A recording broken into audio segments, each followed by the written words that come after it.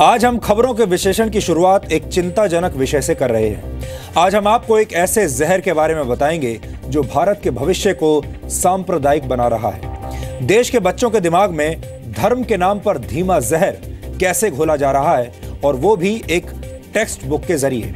ये सब कुछ पिछले 10 वर्षों से हो रहा है, लेकिन हमारी सरकारें और हमारा सिस्टम चुपचाप इस तमाशे को देख रहा है। आप इस बात से तो अच्छी तरह वाकिफ होंगे कि हमारे देश में कई राजनीतिक दलों ने दंगों की राख पर वोटों की फसल उगाई है। दंगों के आधार पर बड़े बड़े मीडिया हाउसेज ने अपनी दुकानें सजा ली और बड़े बड़े एनजीओज बन गए।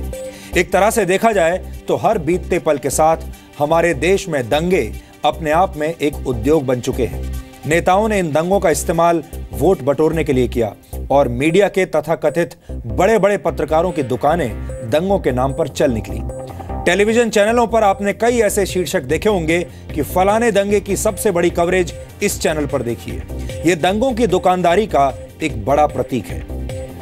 लेकिन मुझे आपको यह जानकारी देते हुए आज काफी तकलीफ हो रही है कि आपके बच्चों के दिल और दिमाग में भी दंगों वाला जहर स्कूलों के जरिए घोला जा रहा है, वो भी भारत के राजनीतिक इतिहास के नाम पर। अब तक आप इस मामले को शायद समझ नहीं पाए होंगे, इसलिए सबसे पहले मैं आपको इस खबर की मुख्य बातों से अवगत कराना चाहता हूं।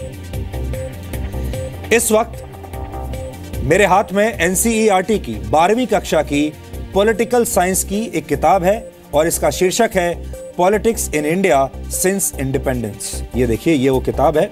12वीं कक्षा में किताब पढ़ाई जाती है और आज हमने दिन भर इस किताब को पढ़ा और इस पर रिसर्च किया।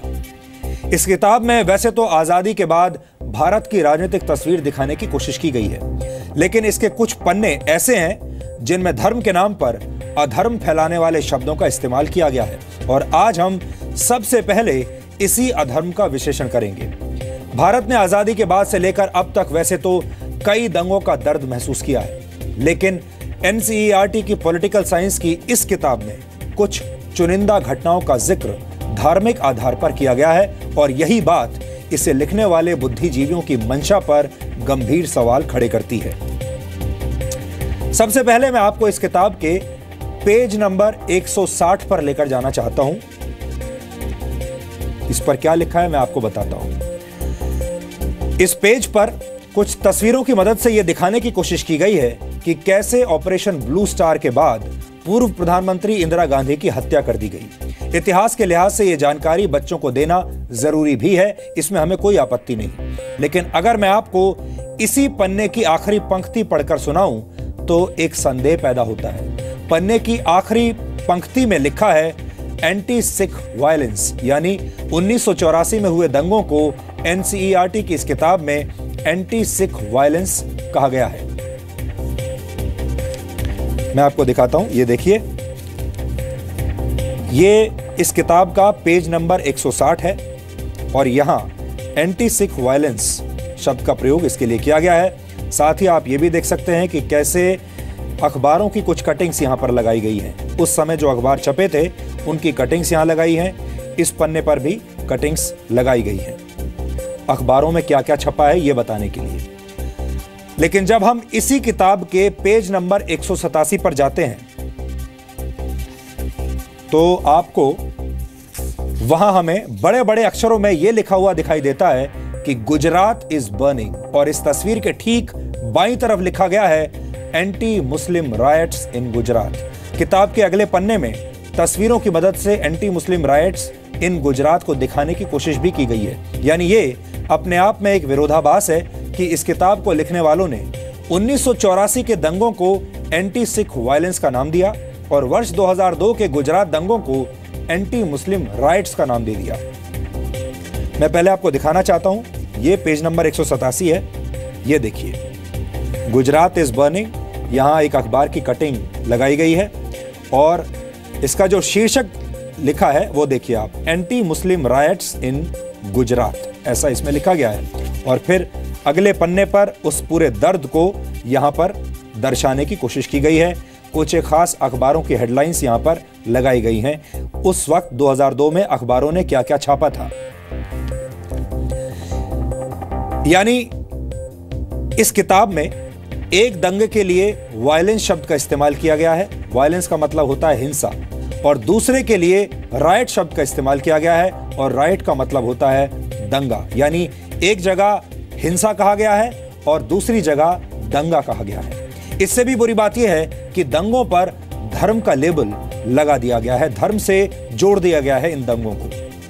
12वीं कक्षा में पॉलिटिकल साइंस पढ़ने वाले छात्रों को अपने देश के राजनीतिक इतिहास की जानकारी जरूर होनी चाहिए, इसमें कोई दो राय नहीं। लेकिन हमारा सवाल आज यह है कि देश में आजादी के बाद से बहुत सारे छोटे बड़े दंगे हुए हैं, जिनके बारे में जानना हर छात्र के लिए जरूरी है। फिर ऐसा क्यों हुआ कि इस किताब में सिर्फ 2 दंगों का जिक्र किया गया? इन दोनों ही दंगों को धार्मिक आधार पर लेबल किया गया और फिर उसमें से एक दंगे को वायलेंस कहा गया, जबकि दूसरे दंगे को राइट कहा गया। इसमें एक तरह की शाब्दिक चालाकी नजर आती है। इस विषय को और गहराई से समझने के लिए हमें फ्लैशबैक में जाना होगा। वर्ष 2004 में जब यूपीए की सरकार आई थी तो उसने सबसे पहला काम यह किया कि शिक्षा के क्षेत्र में बेहतर बदलाव के लिए गठित की गई central advisory board of education का पुनर्गठन कर दिया, जिसके बाद कई सब कमिटीज का गठन किया गया, जिसका मकसद स्कूलों में पढ़ाई जाने वाली किताबों को रेगुलेट करना था। और इसी के बाद एनसीईआरटी की 12वीं कक्षा की पॉलिटिकल साइंस की किताब politics in India since independence में बाबरी मस्जिद, अयोध्या के विवादित ढांचे, एंटी मुस्लिम राइट्स इन गुजरात और एंटी सिख वायलेंस जैसे विषयों को इस किताब में शामिल कर लिया गया। किताब के पेज नंबर 184 में अयोध्या के विवादित ढांचे और पेज नंबर 185 पर बाबरी मस्जिद गिराए जाने की घटना को भी प्रमुखता दी गई है। आज हमने इस किताब को पढ़ा है और ऐसे तमाम पन्नों को जिनके बारे में मैं आपसे जिक्र कर रहा हूं, उन सबको हमने यहां मार्क करके रखा है।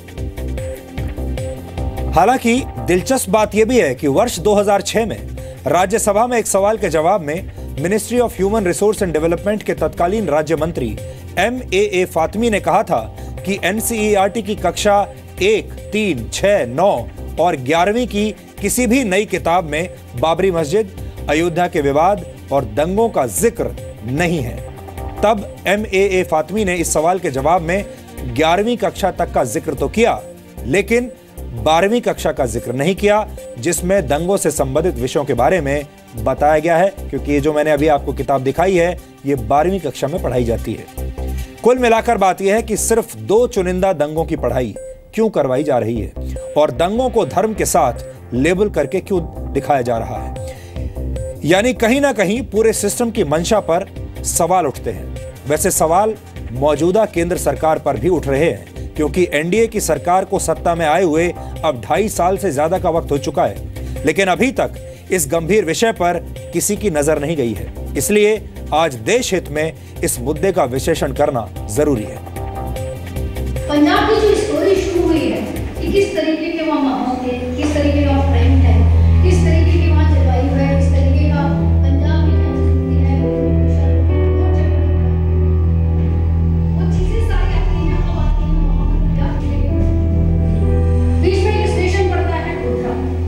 अचानक से एक ऐसी बोली जिसमें माना जाता है कि मैक्सिमम हिंदू लोग पढ़े। वो किताबें जो दंगों को धन के चश्मे से देखना सिखा रही हैं।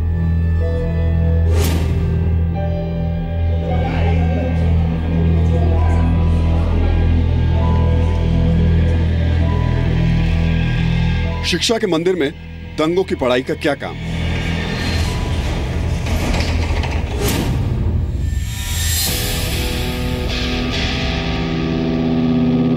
देश के भविष्य का ब्रेन वॉश करने वाली भाषा और किताब कब बदलेगी?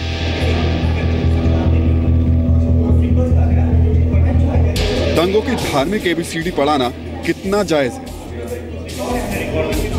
भारत की शिक्षा व्यवस्था के बारे में एक बात काफी मशहूर है कि उसे कुछ भी कहा जा सकता है, लेकिन भारतीय नहीं कहा जा सकता, क्योंकि आजादी के 69 वर्षों के बाद भी हमारे देश में शिक्षा व्यवस्था भारतीय मूल्यों और आवश्यकताओं से बहुत दूर है। हमारे देश की परंपरा कहती है कि मजहब नहीं सिखाता आपस में बैर रखना, लेकिन ये एक बहुत दुखद विडंबना है कि 12वीं कक्षा में पढ़ाई जाने वाली एनसीईआरटी की पॉलिटिकल साइंस की किताब politics in India since independence के कुछ पन्ने ऐसे हैं जिसमें धर्म के नाम पर अधर्म फैलाने वाले शब्दों का इस्तेमाल किया गया है।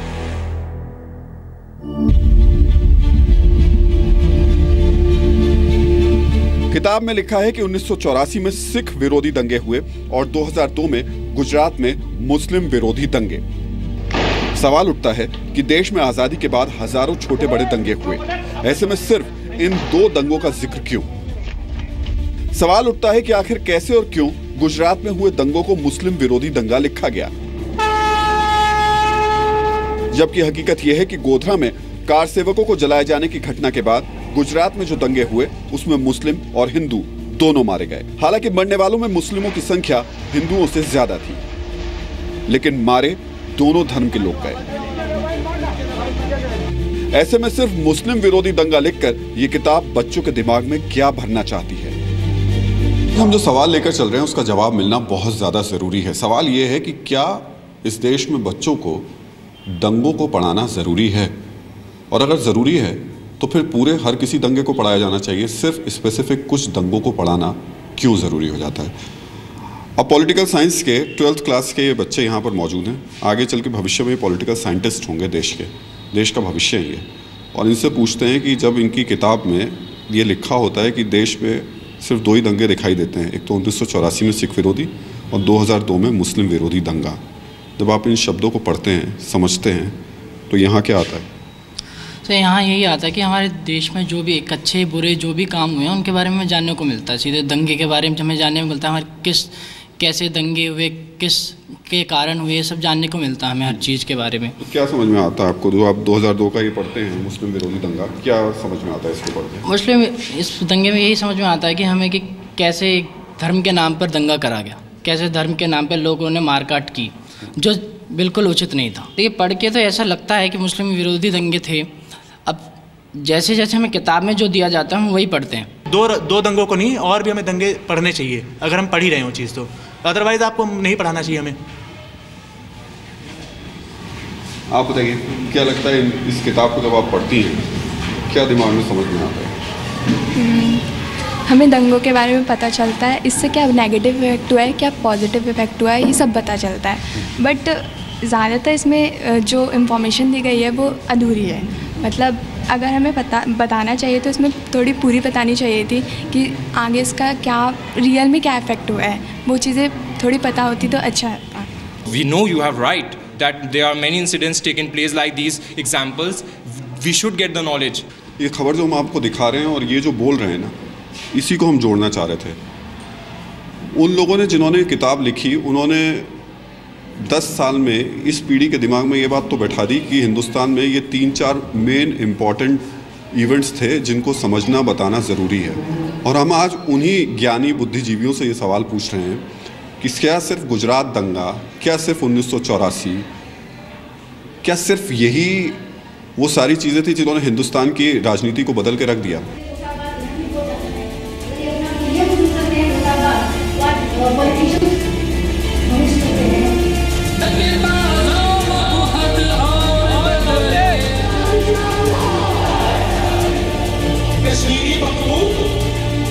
ऐसे में आज इस बात को समझना जरूरी है कि देश के भविष्य को दंगों की शिक्षा क्यों दी जा रही है, और अगर दी ही जा रही है तो बजाय ये बताने के कि दंगों से कैसे बचें, किसी धर्म विशेष का नाम लेकर उन्हें क्या सिखाने की कोशिश की जा रही है।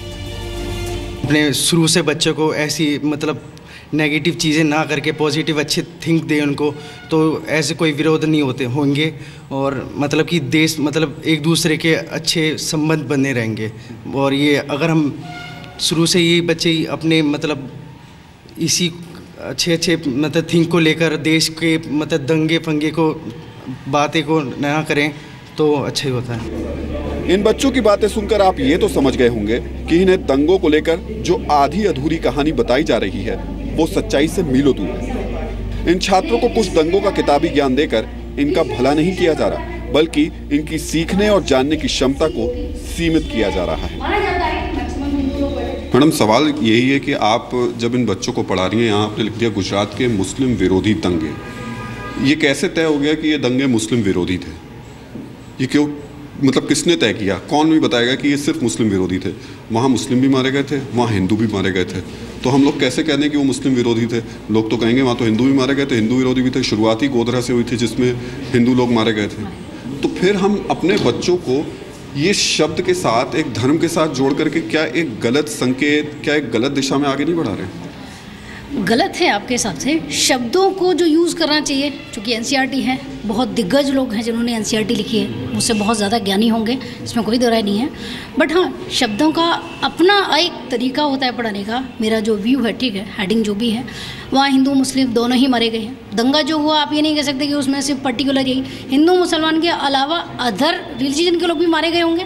तो क्या ये उन बच्चों को समझाना आपके लिए मुश्किल है कि ये सिर्फ मुस्लिम विरोधी नहीं थे, ये समाज विरोधी दंगे थे जिसमें हर कोई तबका आता था, हर धर्म आता था? मुश्किल होता है, बट इसी बात के टीचर हैं कि हम उस चीज़ की पॉजिटिविटी बच्चों को दे पाएँ कि ठीक है, बुक्स में बहुत सी ऐसी चीज़ें लिखी होती हैं। आपको लगता है या तो फिर चेंज किया जाना चाहिए, या फिर एक पूरा, अगर आपको दंगों से सीख लेनी है तो फिर उस तरीके की भाषा का इस्तेमाल करते हुए बनाया जाना चाहिए?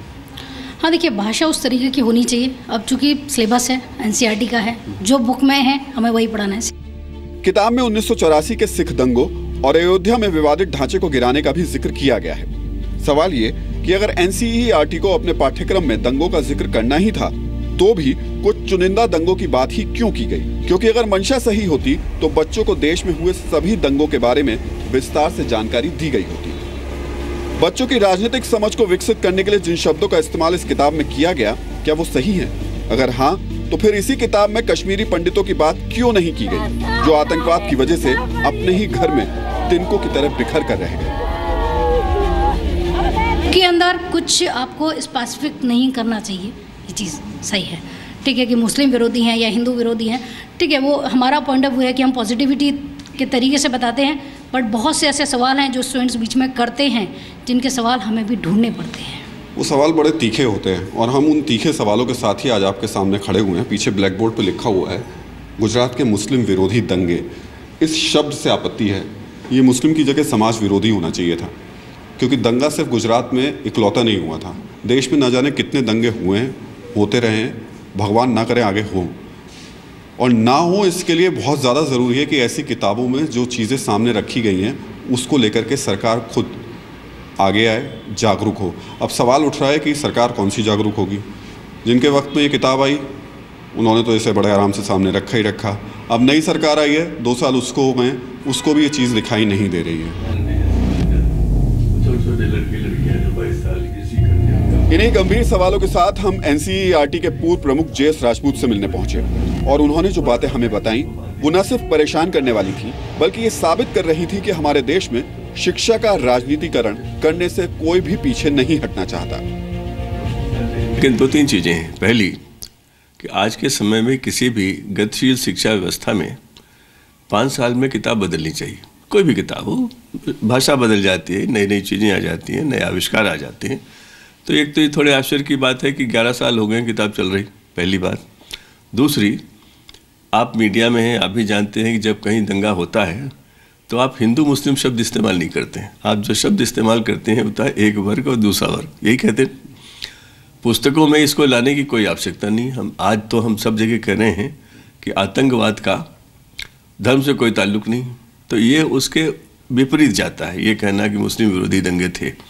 लेकिन चूंकि मैं वहाँ रहा हूँ इसलिए मैं आपको बता सकता हूँ कि 2004 में जब सरकार बदली थी तो उसके बाद एनसीईआरटी का सारा काम उन लोगों के हाथ में गया जो पहले के 4 सालों में एनसीईआरटी का घोर विरोध करते रहे। 2005 के बाद जो काम हुआ था एनसीईआरटी में, और मैंने पुस्तकों की कोई आलोचना कभी नहीं की है, मैंने उनको पढ़ा भी नहीं, इस ढंग से नहीं पढ़ा कि मैं उसके बारे में कहूँ।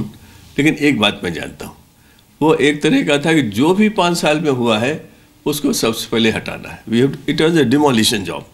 और वो शब्द मैं इस्तेमाल करता हूँ, मेरे एक अंदर की मेरी पीड़ा भी है कि अगर आपको पुस्तकें बदलनी थी, हटानी थी, तो पहले उनका अध्ययन तो कर लेते, देख लेते कि उसमें ऐसा क्या है जो देश हित में नहीं। यहाँ सवाल सिर्फ ये नहीं कि किताब के कुछ पन्नों में सेलेक्टेड दंगों की बात करके बच्चों को गुमराह करने की कोशिश की गई है। सवाल इसलिए भी गंभीर है कि जो काम पाकिस्तान में बैठे आतंकवादियों के आका कर रहे हैं, क्या वही शिक्षा हमारे देश भारत में किताबी ज्ञान की बदौलत नहीं दी जा रही? जो मटेरियल आज आप यहाँ देख रहे हैं किताबों में, क्या वही मटेरियल वहाँ पे पढ़ाया जाता है भारत के खिलाफ जहर पैदा करने के लिए? वहाँ उनका तो ये रेगुलर काम है। पाकिस्तान में तो ये पढ़ाई जो है ऑलमोस्ट जैसे पीओके क्या कि हर स्टेट में हिंदुस्तान के खिलाफ किस तरह की भी एक यूथ के अंदर जहर भरा जाए, पाकिस्तान में ये टोटली आम बात है। और ये हमारे यहाँ भी कुछ मदरसे जो चल रहे हैं उनमें ये हो रहा है। ऐसी जहरीली भाषा के इस्तेमाल से बच्चों के दिमाग पर किस तरह का असर पड़ सकता है, आप इसकी कल्पना भी नहीं कर सकते। तो आज हम ये समझने की कोशिश कर रहे हैं कि आखिर 12th क्लास के बच्चों को ये पढ़ाने की जरूरत क्यों पड़ती है कि इस देश में दंगे होते हैं और वो भी मुस्लिम विरोधी दंगे होते हैं। इसे पढ़ने से उस बच्चे के दिमाग पे असर क्या पड़ता है, इसके लिए हमारे साथ आज बात करने के लिए मनोवैज्ञानिक डॉक्टर संदीप वोरा साथ में। डॉक्टर साहब, मैं ये बाद में पूछूंगा आपसे कि बच्चों पे क्या इम्पैक्ट पड़ता है। सबसे पहले तो जो ये लोग किताब लिख रहे हैं बच्चों के लिए, उनका मनोविज्ञान क्या होता होगा? देखिए, मेरे हिसाब से जो भी ऐसा चीज़ें लिखता है वो कहीं ना कहीं अंदर से बायस्ड है। कहीं ना कहीं उसके दिमाग में कुछ इस तरह का अंदर से एक थॉट प्रोसेस ऐसा चल रहा है जिसमें एक पर्टिकुलर रिलीजन के अगेंस्ट या एक पर्टिकुलर ग्रुप के अगेंस्ट कुछ ना कुछ ऐसी चीज़ है जो बायस होकर के उसको इस तरह की चीज़ को लिखने पे मजबूर करती है। अगर वो बच्चा ऐसा है जो कि खुद उस रिलीजन का है, तो उसको इस थॉट से उसके दिमाग में घृणा पैदा हो सकती है, उसके दिमाग में विरोध की भावना हो सकती है, उसके दिमाग में एक बदले की भावना भी हो सकती है। तो ये बहुत ज़रूरी है हमें समझना कि बच्चों को जो पढ़ाया जाए, लिखाया जाए, उसको सही संदर्भ में उनके सामने पेश किया जाए ताकि बच्चा उसको एक हेल्दी ह्यूमन बीइंग की तरह, एक बैलेंस्ड व्यू में, एक जिम्मेवार नागरिक की तरह देख सके। आपको बता दें कि वर्ष 2006 में जब इस किताब को एनसीईआरटी ने 12वीं कक्षा में शामिल किया तो उस वक्त इसे लिखने वाले बुद्धिजीवियों में से एक योगेंद्र यादव भी थे, जो आज एक एक्टिविस्ट और स्वराज पार्टी के संस्थापक हैं। लेकिन जब हमने उनसे इस गंभीर मुद्दे पर संपर्क करने की कोशिश की तो उनके जवाब का भी राजनीतिकरण हो चुका था। इस किताब को लिखने वाले पैनल में शामिल योगेंद्र यादव से जब हमने बात की तो उन्हें लगा कि हम खबरों के लिए मसाला ढूंढ रहे हैं, हम गंभीर नहीं हैं। अब आप तय कीजिए कि ये खबरों का मसाला है या फिर बारूद का वो मसाला जो बिना विस्फोट के धीरे धीरे चुपचाप अपना काम कर रहा है। हमारे देश में सरकारें आती हैं, चली जाती हैं और अक्सर जब भी कोई नई सरकार आती है तो नीतियां भी बदल जाती हैं। लेकिन ये बहुत अफसोस की बात है कि वर्ष 2014 में नई सरकार के आने के बावजूद अभी तक एनसीईआरटी की इस किताब के पन्नों में युवाओं का ब्रेन वॉश करने वाली भाषा लिखी हुई है। चलो मैं आपको पढ़ के ही सुना देता हूँ, फिर अच्छा रहेगा। तो यहाँ लिखा है कि भाई गुजरात के मुस्लिम विरोधी दंगे 2002 के फरवरी मार्च में गुजरात के मुसलमानों के खिलाफ बड़े पैमाने पर हिंसा हुई। गोधरा स्टेशन पर घटी एक घटना इस हिंसा का तात्कालिक उकसावा साबित हुई। अयोध्या की ओर से आ रही एक ट्रेन की बोगी कार सेवकों की ओर से भरी हुई थी और इसमें आग लग गई। 57 व्यक्ति इस आग में मर गए। अब बस ये संदेह करके बोगी में आग मुसलमानों ने लगाई होगी। अगले दिन गुजरात के कई भागों में मुसलमानों के खिलाफ बड़े पैमाने पर हिंसा हुई। तो मेरा कहना ये है, क्या ये कोई भाषा है? कोई विश्वास करेगा कि किसी सरकारी स्कूल की बुक पढ़ रहे हैं बच्चे? मुस्लिम विरोधी दंगे, मुसलमानों के विरुद्ध, यहाँ पर सांप्रदायिक दंगे, आपको ये शब्द डालने चाहिए। आपको एक बैलेंस्ड लैंग्वेज यूज करनी चाहिए। होगा क्या, जब एक मुस्लिम बच्चा इसको पढ़ेगा वो बेचारा ये सोचेगा कि यार हम लोग कम हैं तो हमको मार डाला, देखो हिंदुओं ने कैसे मार डाला, काट डाला। और जब एक हिंदू बच्चा इस देश का इसको पढ़ेगा तो उसके मन में क्या भावना बनेगी कि यार हमारे हिंदू तो बहुत बेकार लोग हैं, देखो कैसे उनको बेचारों को मार रहे हैं, काट रहे हैं। तो माइंडसेट आप क्या देना चाहते हो इस देश के बच्चे को, चाहे वो हिंदू का बच्चा है, मुस्लिम का बच्चा है, सिख का बच्चा है, ईसाई का बच्चा है। मैं ये पूछना चाहता हूं कि आप लोग करना क्या चाह रहे हो? आप इस देश को एक करने के लिए बच्चों को पढ़ा रहे हो, इस देश को आगे बढ़ाने के लिए बच्चों को पढ़ा रहे हो, या बच्चों को बचपन से ही डिवाइड एंड रूल, वो जो थ्योरी कभी वो लोग यूज करते थे जिनका नाम लेने की जरूरत नहीं है, आप उस थ्योरी पे काम करना चाह रहे हो? आज से ये बुक चल रही भाई 2002 में इन लोगों ने किया है, जबकि 2007 तक 5 साल तक इस केस की हियरिंग हो चुकी थी और 5 साल की हियरिंग में बहुत सारी बातें सामने आ चुकी थी। और किस कोर्ट ने, भारत के ने ये कहा था कि भाई इसके लिए गुजरात सरकार जिम्मेदार है? क्या आपने कोई सुना हो तो आप हमें बताएं। और मान लो कहा भी हो तो अंडर हियरिंग आपके टीवी चैनल पे, राहुल जी आप एक सीनियर पत्रकार हैं, आपने देखा है कोई ऑफिशियल्स आते हैं, सरकारी आदमी आके बैठता है, और अगर आप लोग उसको ज़्यादा एनकरेज करते हो कि आप और डीपली बताओ और डीपली बताओ, तो बोलता है कि भाई इसकी हियरिंग चल रही है तो अभी मैं इस पर कोई टीका टिप्पणी नहीं कर सकता हूँ, जब तक अंडर ट्रायल मैटर चल रहा हो, मैं कैसे इस पर बोल सकता हूँ? और ये क्या हो रहा है, जब मामला अंडर ट्रायल चल रहा था, इस पर कोई डिसीजन ही नहीं आया था, ऐसी कंडीशन में आपने 2002 के अंदर गुजरात सरकार की मशीनरी का इस्तेमाल हुआ, ये साफ साफ यहाँ पर ही लिखा हुआ है। 1984 के सिख विरोधी दंगों के समान गुजरात के दंगों में भी ये जाहिर हुआ कि सरकारी मशीनरी सांप्रदायिक भावनाओं के आवेग में आ सकती है। कैसे साबित हो गया? किस कोर्ट ने साबित किया था? कहां आपने कौन सा डिसीजन सुना? हम ये नहीं कह रहे कि देश के युवाओं को देश के इतिहास से जुड़ी जानकारियां नहीं होनी चाहिए। हमारा सवाल सिर्फ इतना है कि जब जानकारियां देनी हैं तो फिर अधूरी क्यों, पूरी क्यों नहीं? देश के कई नेता, बुद्धिजीवी और पत्रकार आजकल एटीएम की कतारों में खड़े लोगों का दुख और दर्द समझाने में लगे हैं। ये बताने में लगे हैं कि देश बर्बाद हो रहा है। ऐसे तमाम लोगों से इस किताब के जरिए सिर्फ एक सवाल है, एटीएम से पैसा आज नहीं तो कल नहीं तो परसों निकल ही जाएगा, लेकिन ऐसी किताबों के जरिए जो देश के भविष्य की नसों में जहर घुसाया जा रहा है, वो कैसे बाहर निकलेगा? कैमरामैन सुरेंद्र कुमार के साथ राहुल सिन्हा, जी मीडिया, दिल्ली। अब आप खुद सोचिए कि अगर सिख समुदाय का कोई बच्चा इस किताब को पढ़ेगा तो उसके मन और मस्तिष्क पर क्या असर पड़ेगा। अगर मुस्लिम समुदाय का कोई बच्चा इस किताब को पढ़ेगा तो उसे बेचैनी और नफरत के अलावा कुछ और नहीं मिलेगा। आप खुद सोचिए कि दंगों की इस पढ़ाई का इन बच्चों को क्या लाभ होगा। क्या यह पढ़ाई समाज को जोड़ने के काम आएगी? अगर बचपन में ही बच्चों के दिमाग में ऐसी सांप्रदायिक बातें भर दी जाएंगी तो सोचिए कि बड़े होकर उनकी सोच कैसी बनेगी। दंगों पर पूरा की पूरा चैप्टर इस किताब में है। जाहिर है इस चैप्टर पर आधारित सवाल परीक्षा में भी पूछे जाएंगे और परीक्षा में इन सवालों का जवाब देने के लिए छात्रों को दंगों वाला ये चैप्टर बार बार पढ़कर अच्छे से याद करना होगा, रटना होगा और हो सकता है कि याद करके जवाब लिखने पर उन्हें अच्छे नंबर भी मिल जाएं। लेकिन जाने अनजाने में इन बच्चों की सोच हमेशा के लिए सांप्रदायिक हो जाएगी।